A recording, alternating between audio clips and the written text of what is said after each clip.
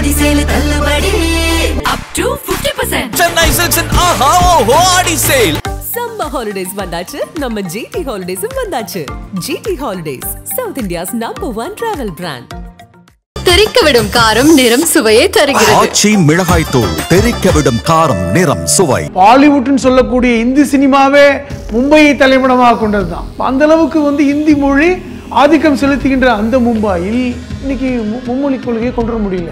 மும்பைக்கு எதிராக இருப்பவர்களுடைய வீடுகளின் அலுவலகங்கள் கொளுத்தப்படுகின்ற காட்சியை பார்க்கிறோம். தமிழ்நாட்டுடைய மொழி அரசியலுக்கும் மற்ற மாநிலங்களில் மொழி அரசியலுக்கு வித்தியாசம் தான். மகாராஷ்டிரால இந்த பால் தாக்கரே சிவசேனை என்கிற கட்சி ஆரம்பித்ததுக்கு அப்புறம் மொழி அரசியலுக்காக ஆரம்பித்த கட்சி தான். ஆனால் அது ஒரு இன அரசியலாக மாறியது. மராட்டியர்களுக்கு தான் இந்த பூமியில வாழணும். இந்தி பேசும் மாநிலங்கள்ல மக்கள் பொருளாதாரத்துல பின்தங்கி இருக்கிறாங்க. உண்மைதானே? இந்த தகவலை நம்மளே சொல்றோமே. இப்ப இந்தி பேசக்கூடிய பீகார்ல பொருளாதாரம் எப்படி இருக்கு, இந்தி பேசக்கூடிய மத்திய பிரதேசத்துல பொருளாதாரம் எப்படி இருக்கு, இந்தி மட்டும் பேசக்கூடிய உத்தரப்பிரதேசத்துல பொருளாதாரம் எப்படி இருக்கு, இதே தமிழ் மொழி பேசக்கூடிய தமிழகமும் மராட்டிய மொழி பேசக்கூடிய மகாராஷ்டிராவும் கர்நாடக மொழி பேசக்கூடிய கர்நாடகமும் இன்னைக்கு டாப் 3ல இருக்குங்க. இன்னைக்கு உத்தம் தாக்கரேவுடைய சேர்ப்பு இருக்கு பாத்தீங்களா? 24 வருஷத்துக்கு அப்புறம் 2 பேர் கைகோர்த்தது.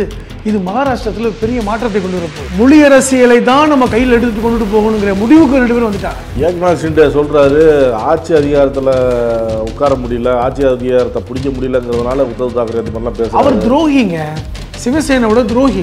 மும்பையில வைத்துக்கொண்டு பல சினிமா நட்சத்திரங்கள் பல தலைவர்கள் இந்திக்கு ஆதரவாக குரல் கொடுப்பதை பார்க்கிறோம். இதுதான் அவர்களுக்கு கோபத்தை கொடுக்குது. பழைய பால் தாக்கரேயுடைய அந்த வீரியம், அந்த கட்சியுடைய அந்த உணர்வு இன்னைக்கு கட்டமைக்கப்பட்டிருக்கிறது. இன்னைக்கு மும்பையில நடந்த கூட்டத்தில் 2 பேரும் சேர்ந்து மேடையிலிருந்து பேசுற காட்சியில அந்த தொண்டர்கள் உணர்வு பூர்வமாக குரல் எழுப்புறாங்க.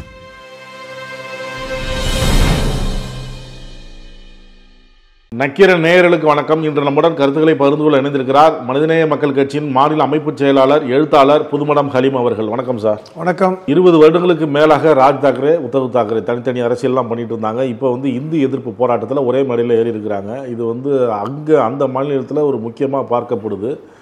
மொழி பற்று தான் அவங்கள ஒன்றிணைத்ததா? அதாவது மொழிப்பற்று தான் மிகப்பெரிய அளவில் ஒரு எதிர்ப்பை கொடுக்கும் என்பதற்கு தமிழ்நாடு மிகப்பெரிய உதாரணம். இதற்கான வரலாறு நமக்கு ஒரு 80 ஆண்டுகால வரலாறு இருக்கிறது. 1937 பெரியார் முன்னெடுத்த இந்திய எதிர்ப்பு போராட்டம் பின்னாடி 60களில் எத்தனை தீயை பற்ற வைத்தது, எவ்வளோ எதிர்ப்பை கொடுத்தது. அந்த மொழி அரசியல் தமிழ்நாட்டுடைய அந்த ஆட்சி மாற்றத்திற்கே காரணமாக இருந்ததெல்லாம் பார்த்தோம். காங்கிரஸை தூக்கி இருந்ததற்கு காரணமே மொழி அரசியல் தான். சொல்லப்போனால் 67 திமுக ஆட்சி அமைப்பதற்கு எரிபொருளாக இருந்தது மொழி அரசியல் தான். அதற்கப்புறம் தான் இருமொழி கொள்கையை பேரறிஞர் அண்ணா தமிழகத்தில் ஒரு சட்டமாகவே ஏற்றியதை பார்த்தோம். இன்று வரை மொழிக்கு என்று உறக்க குரல் கொடுக்கின்ற மாநிலம் தமிழ்நாடு.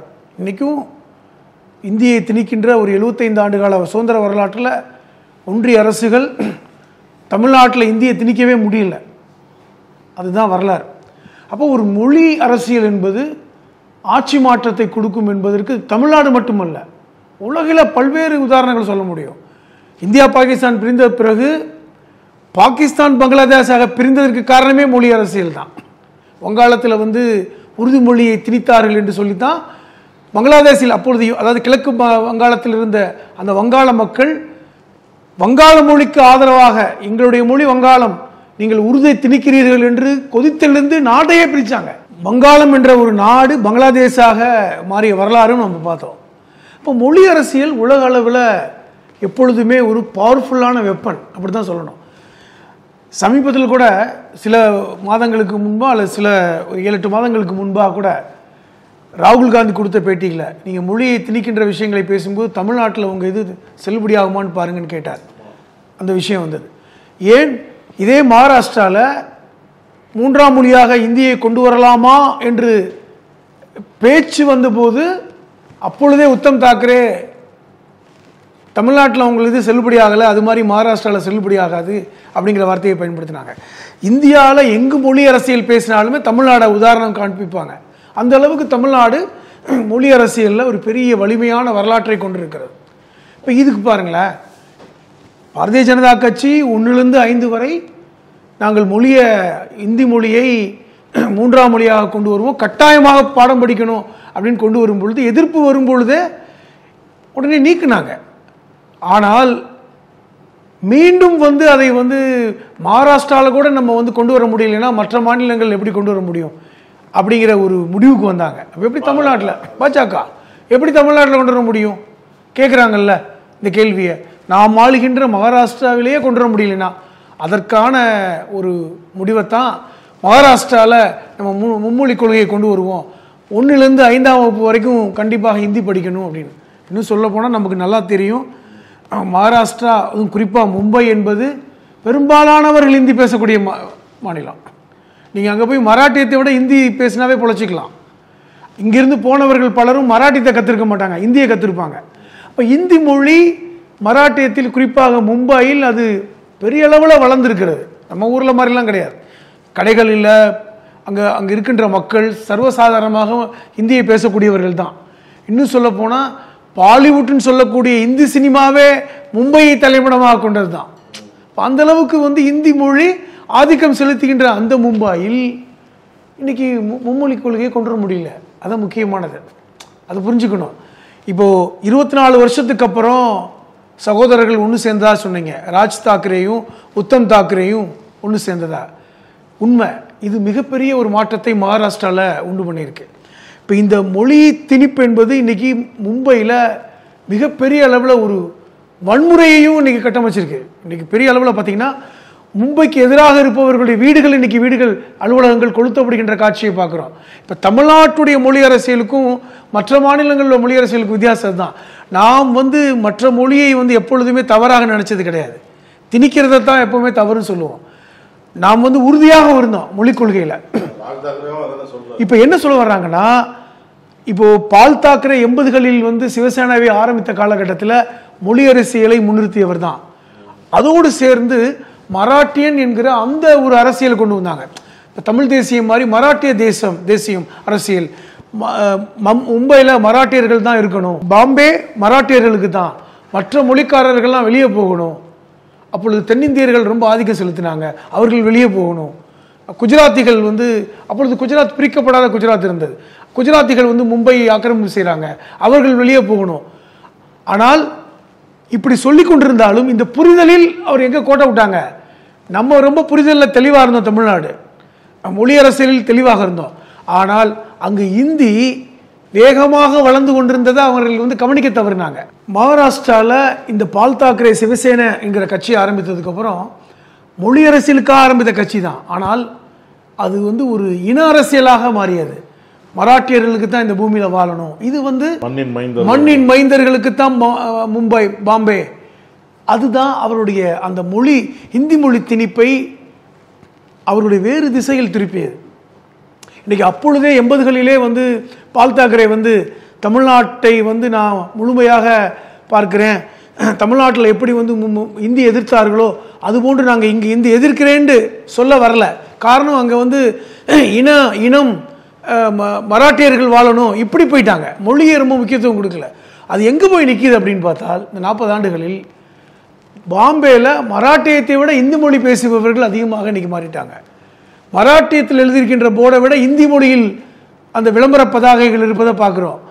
இப்போ இன்றைக்கி உணர்றாங்க, இது சிவசேனை இன்றைக்கி வந்து ஒரு இந்துத்துவ கட்சியாக இருக்கின்ற காலத்தில் கூட ஹிந்தி மொழியை பால் தாக்கரேக்கு பின்பும் கூட அதை தூக்கி பிடித்தவர் ராஜ் தாக்கரே.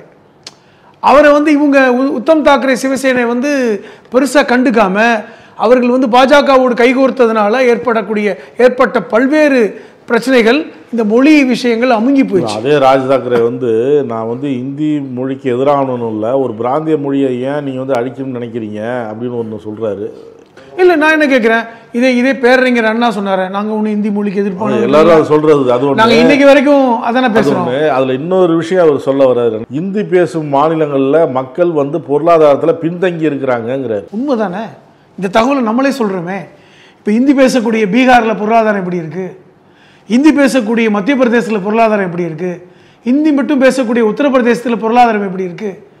இதே வந்து தமிழ் மொழி பேசக்கூடிய தமிழகமும் மராட்டிய மொழி பேசக்கூடிய மகாராஷ்டிராவும் கர்நாடக மொழி பேசக்கூடிய கர்நாடகமும் இன்னைக்கு வந்து டாப் 3ல இருக்குங்க. 3 பேரும் வளர்ச்சி அடைந்த மாநிலங்களில் இந்த 3 மாநிலங்கள் இருக்க. இன்னொன்று கேட்குறாரு, ஹிந்தி மொழி பேசக்கூடிய மாநிலங்களில் 3வது மொழி என்னன்னு கேட்டார். இதை நம்மளும் கேட்டோம். உத்தரப்பிரதேசில் 3வது மொழி என்ன, பீகாரில் 3வது மொழி என்ன? இன்னைக்கு சொல்லப்போனால் பீகார் வந்து தாய்மொழி வந்து போஜ்பூரி. இன்னைக்கு போஜ்பூரியை மறந்துட்டாங்க. அங்குள்ள மக்களே தாய்மொழி ஹிந்தின்னு சொல்ல ஆரம்பிச்சிட்டாங்க. அவருடைய தாய்மொழி வந்து போஜ்பூரி.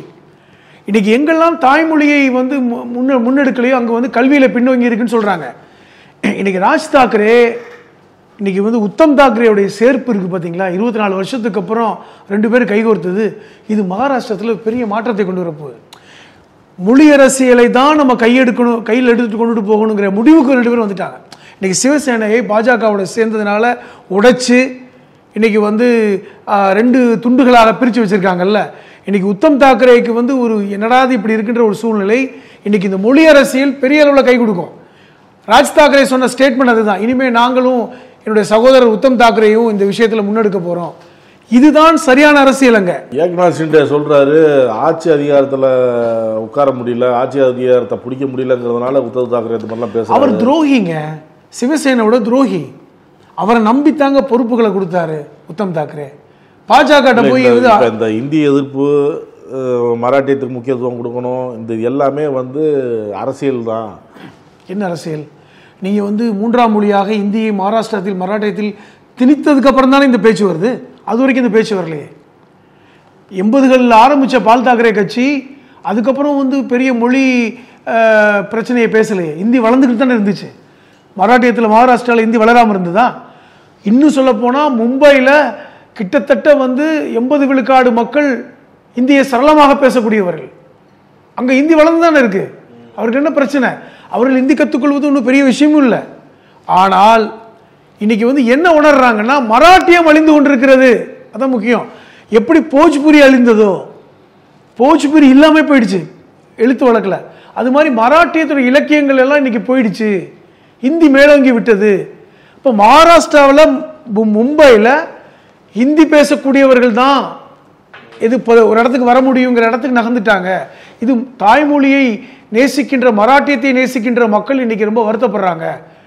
இன்னைக்கு மும்பையில வைத்துக்கொண்டு பல சினிமா நட்சத்திரங்கள், பல தலைவர்கள் வந்து இந்திக்கு ஆதரவாக குரல் கொடுப்பதை பார்க்குறோம். இதுதான் அவர்களுக்கு கோபத்தை கொடுக்குது. அவர்கள் வீடு இன்னைக்கு வந்து எரிக்கப்பட்டிருக்கிறது. நம்ம பேசுவதை விட இன்னைக்கு மும்பை மொழி விஷயத்தில் பத்தி எரிந்து கொண்டிருக்கிறது. இது பாஜகவுக்கு ஒரு பெரிய பின்னடைவை கொடுத்திருக்கிறது.